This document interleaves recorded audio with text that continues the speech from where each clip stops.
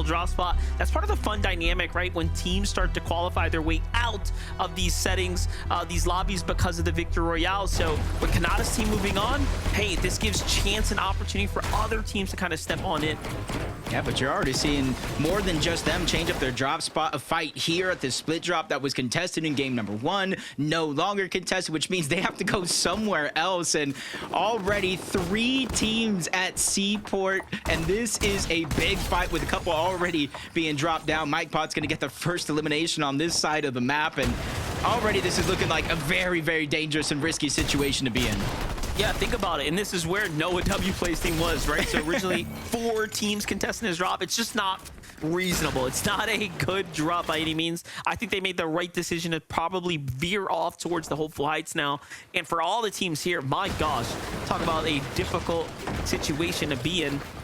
Lena and Clixie and Drew first that we're seeing of them in this early type of contestation. Before it was Logan's team who came out successful over the trios here.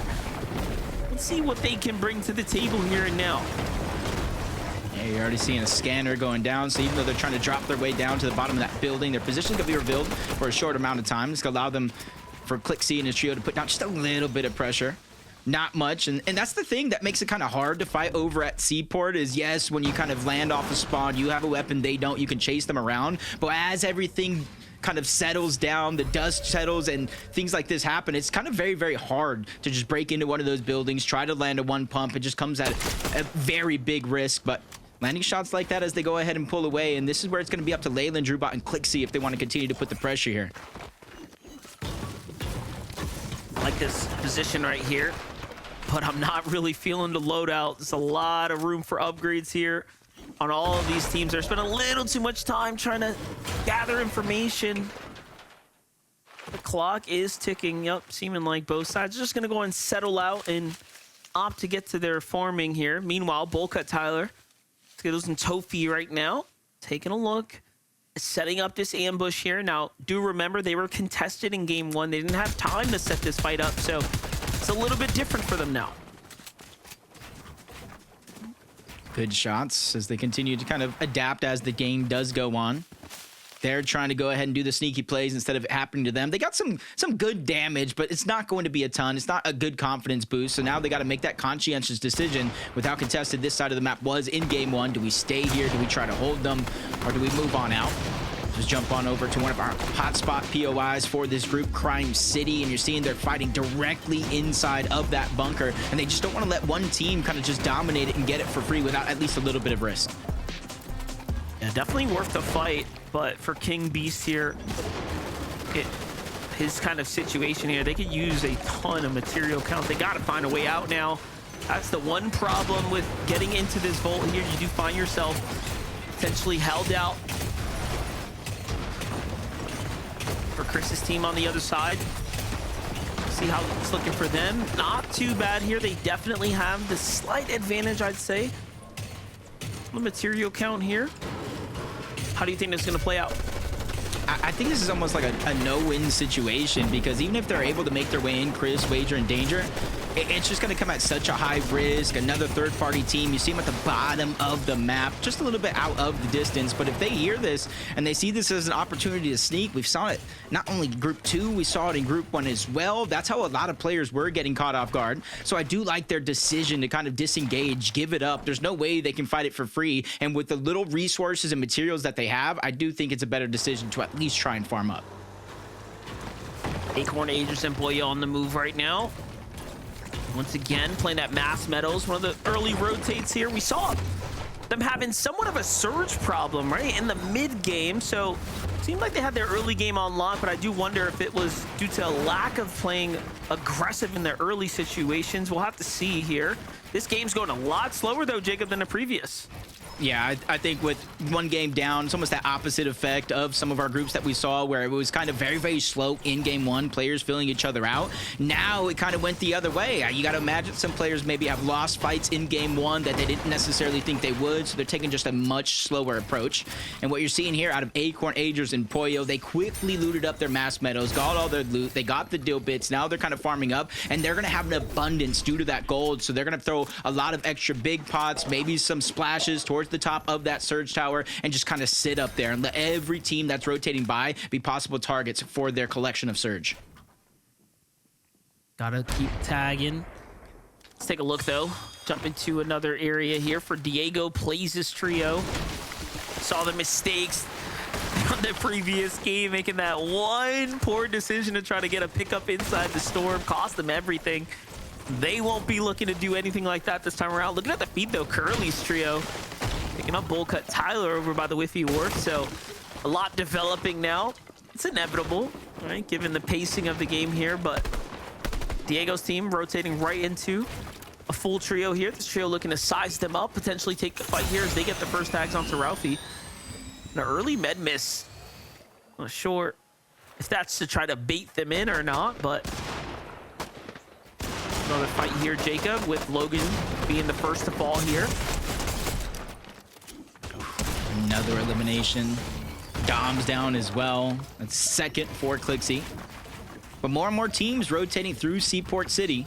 So it's great that they're able to get the eliminations, but you're seeing 28 builds on Clixie alone. A huge lack of resources, 6 on DrewBot. So for them staying in this position as long as they have been so far, yeah, maybe their surge is good, but what about everything else to kind of complete the game? Kind of putting themselves in a position where they have to kind of stagger themselves back, farm up, or maybe even fight again to try to get elimination, just like some of our other teams do, and that's how they collect their resources. As Phenom, Eulogy, they're going to get that revive onto Yusuf. Nobody feeling confident enough, even after collecting the down, to try to push over and get the elimination. Yeah, I was going to say, one thing's for certain, Seaport City is just dangerous at this time of the game. More teams opting to rotate north and closer to the Seaport City here. This is just becoming a very much of a hot spot for action right now. Thought I saw it for a moment. Might have been the black market team of Agers, Acorn, and Poyo trying to get their surge in that direction, but a lot of the teams landing towards the north, they got an early rotation to make. Luckily for them, it is not as drastic as some of the other games we've seen. You know, if I had to predict and make an early guess on this zone, it's going to kind of set her up. So I would be very, very careful late in the game if it does continue to move towards those mountains, because yesterday, if it showed us anything, if you're not prepared for the elevation changes as drastic as they can be, you're going to expend a lot of mats and find yourself in a worse off situation. Yeah, you definitely can't do that too early in the game. You find yourself set back, held out, but talk about teams moving towards the Seaport. Pollo, Acorn, and Agers are that southernmost team. I was curious as to what trios it were, but that question's now been answered in full for us here. Beneath them, you have Seek, Veer, and Dash there. Very notable trio as well. Look at this, Acorn's loadout really not looking like the best here at the moment. Nice little exchanges there. I could see them maybe rotating back towards the black market after this, because they do have that armored vehicle as well, so they don't have to necessarily travel on foot if it is still going to be there. This Ager's just a little bit too close down below for my own comfort. Taking that 1v3, still landing a good shot. Reet, Curly, Coop, still over towards Flooded Frogs. You saw in the feed that Curly was able to get multiple eliminations, and they've gotten 2 more since then. And so when it comes to Storm Surge, they're adapting on the fly from game 1 to game 2, realizing that Storm Surge can really dictate not just yours, but a lot of other teams nearby. Yeah, they're in an excellent spot, all right? And they have the med miss here as well to go ahead and cap off. So a lot of time to work with. This is going to allow them to do something really big here for the mid game, which is play dead side, really just avoid other teams, and we'll surely be seeing them into another end game there at this pace. So back on over to the crime city, though. I was asking you, what do you think is all gonna happen here? And it seems like a full-on standoff for all sides, and it might have even ultimately ended in this team retreating back into the vault here, given that Chample has more mats somehow than there was when we first tuned in. So very interesting development here, but I'm not a fan of it. Nah, I'm not a fan either, because it almost puts you in a situation, if you're Quiz, Wager, and Danger, if you do not win this fight, if you do not get the resources from taking down Champo Beast and Cosmo, you're in a terrible situation because you're in zone, almost the center. More and more teams will begin to rotate in this direction, especially because there's not only the mountain, but the black market just north. So you really got to start to formulate a plan B if this does not work out.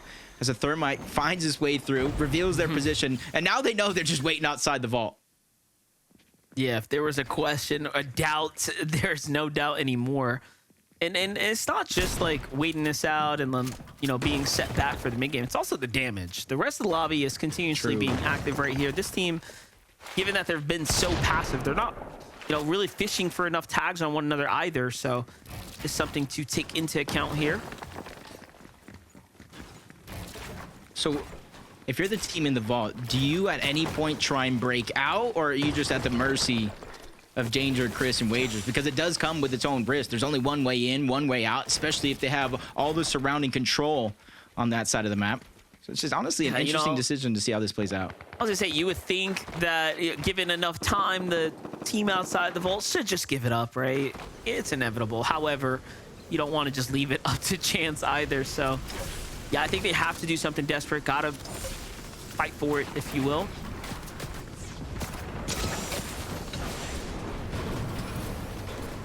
Shiny shafts, just a couple of teams floating, rotating nearby. There's a lot of extra heals in terms of bandages. They have the water sprite. If they can find a shrine, they can kind of refresh it as well. So not too worried for them in this position, as long as they're farming up and getting some of that resource that they do lack, which is going to be metal, which Shiny Shafts does have a lot of. So you're kind of seeing their game plan in motion. Just outside of that, Hooper, Reet, Curly making their way in towards the zone, but they just want to heal up as well. Why use any of the med kits, the smokes, when there's this perfectly good fire pit down below?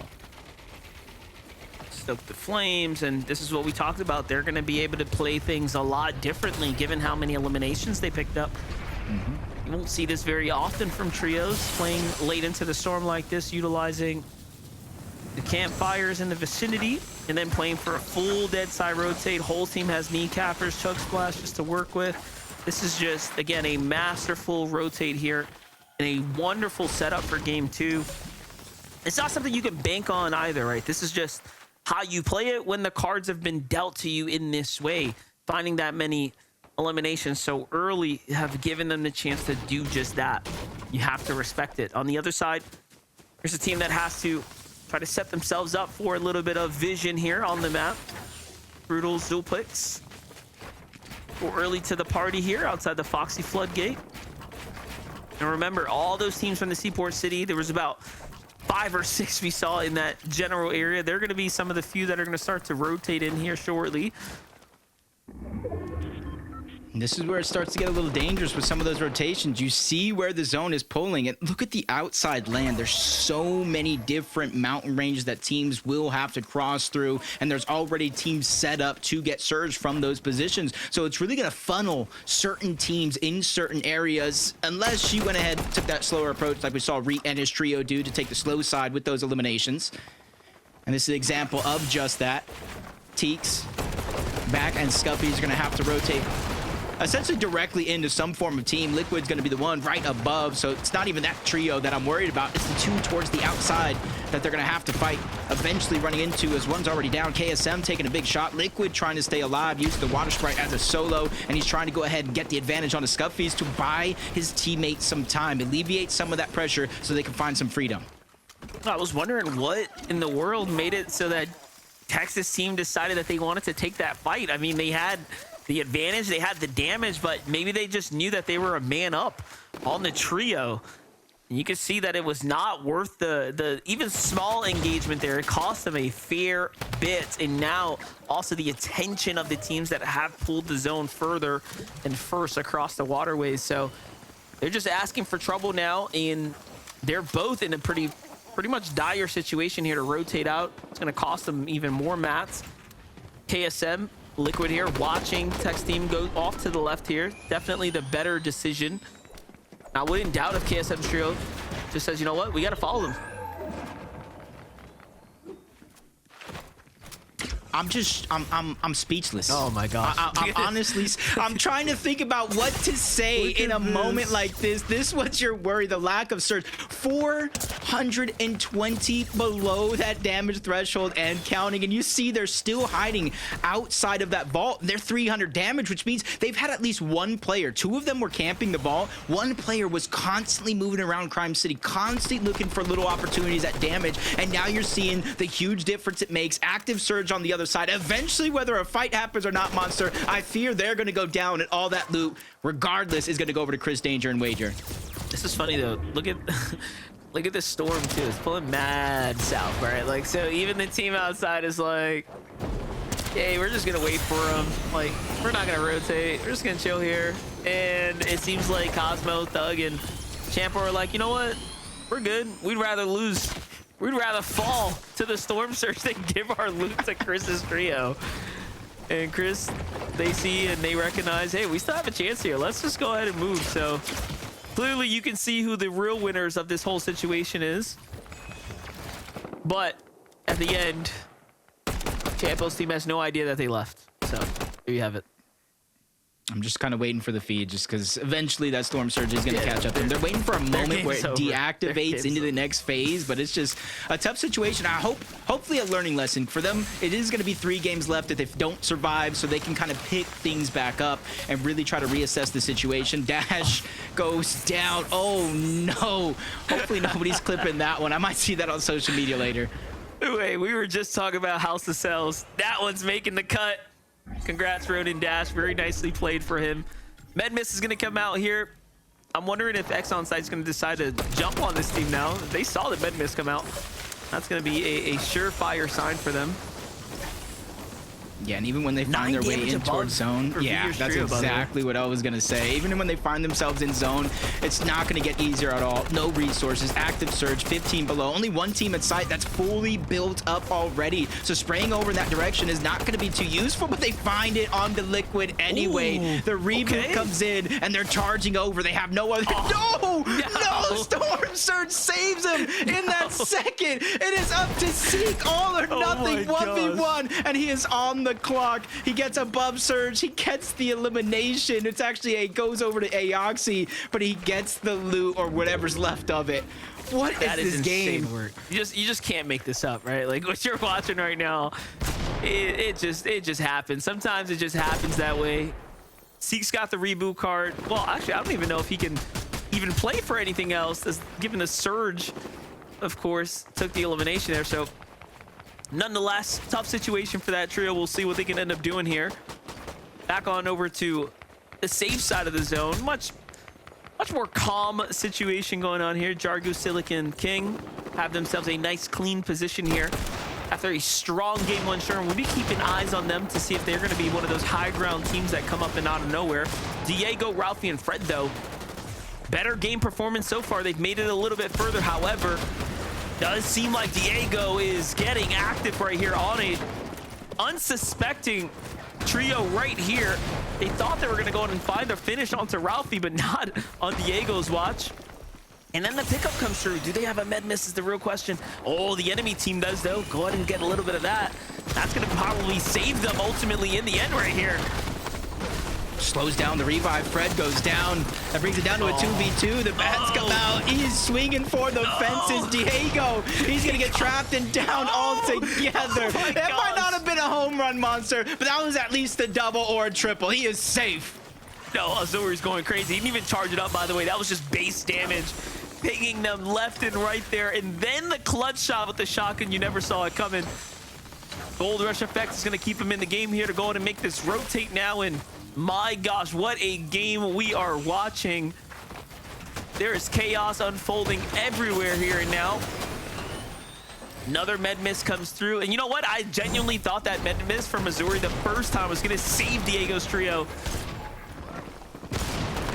God, it was. This is the other side. Oh, that was the beauty right there. That shot on the Fred turned things around. And instead of just going for the elim, he just broke out the Louisville Slugger and just started teeing off. Diego got hit with the edge. He turns around, takes down the last one, and he realized instantly, just like in game 1, we saw a team, Diego probably in the black market trying to be a hero. He knew, I cannot save my teammate, and immediately beelined it to zone. This game's hilarious. It all started with the vault, you know, the pace was set for us, the story was set. Let's see what the Endgame has for us now. Take a look at this, though.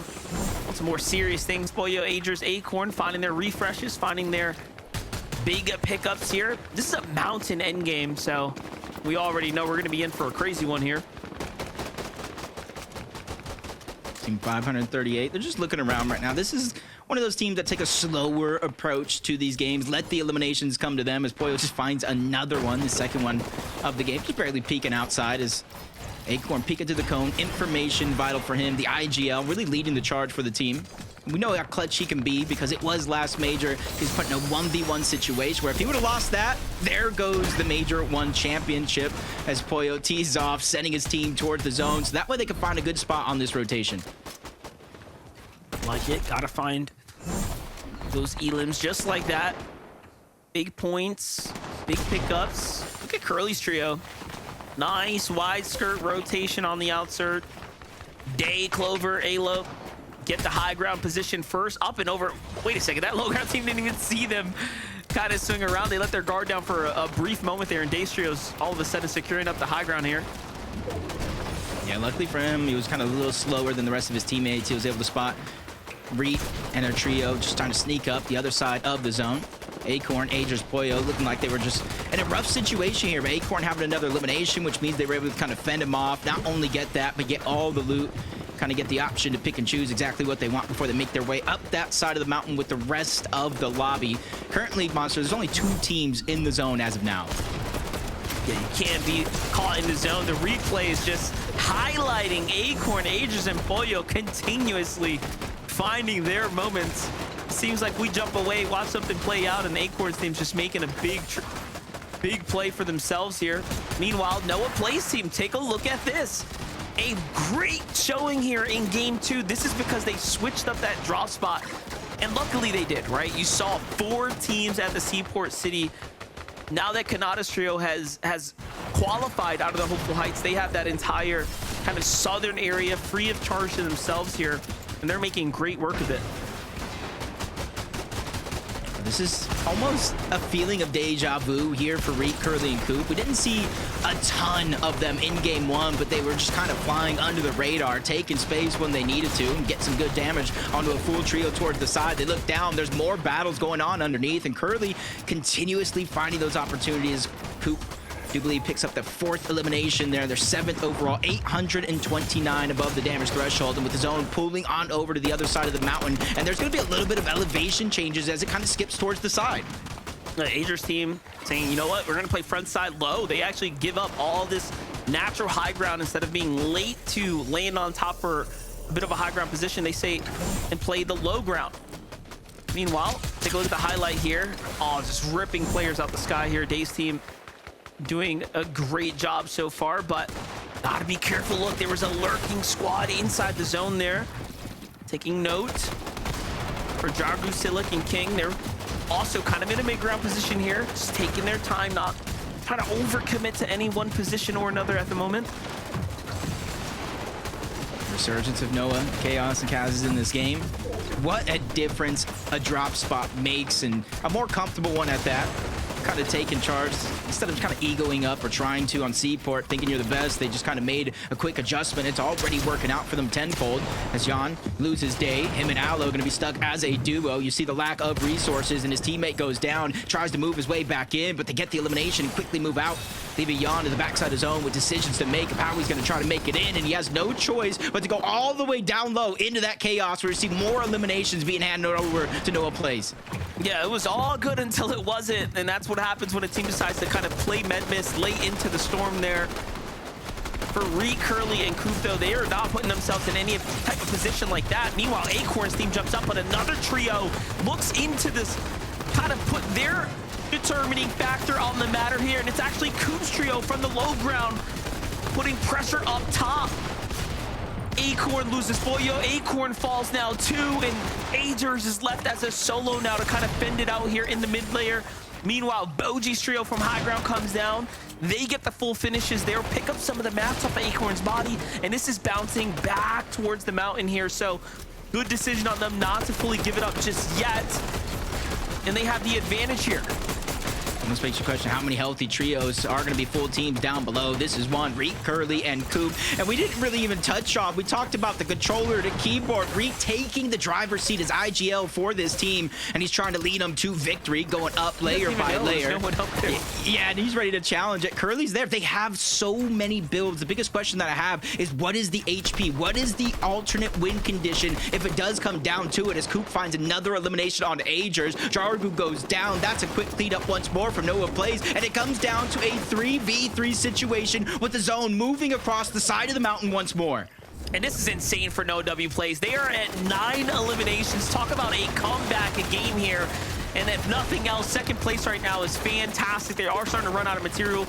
Reed's team, just again, so smart for them to go for high ground first.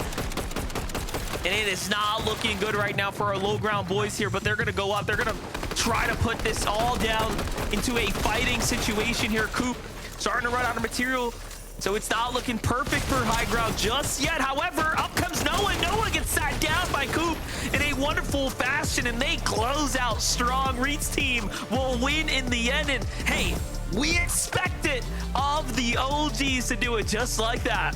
They might be a new trio on the block, but playing like they've been together for quite a long time. From game 1, staying in the conversation, to game 2, changing just little things up, the surge differences to dominate in that end game. And you got to give them all the credit in the world. Every new IGL for this team, sticking on controller and paying off tenfold. Welcome to the finals.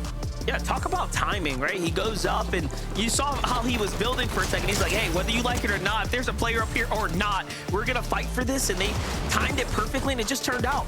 Those teams ran out of gas. They didn't have anything, and they do win. And this was a very, very difficult end zone, too. This was not an easy game by any means. Congratulations on the victory royale for SG's Reed, Coop, and Curly. Zeke, what a game that was. Game 2 is now over.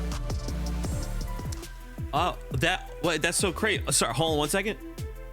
Reed, you dropped this, King. Sorry about that. I don't know what you did with there. Man, cannot believe it. I mean, Kelly's got to be over the moon right now. Obviously, one of Reed's biggest fans. To see this trio pull out this W, especially, I love that they call this out too. These zones are so brutal. This is looking like yesterday, Kelly. Yeah, what happened, Zeke? I thought you promised no more mountain zones, but that's okay. A little bit of a slip of the script is fine. But obviously, when it comes to Cooper, Reed, and Curly, it doesn't matter what zone that they're put into because they did such a good job controlling the mid ground. And when you have this crazy kind of mountainous zone pull, high ground and low ground get really weird. So honestly, sticking to the mid ground can be quite the advantage. But for me, it is about Reed rising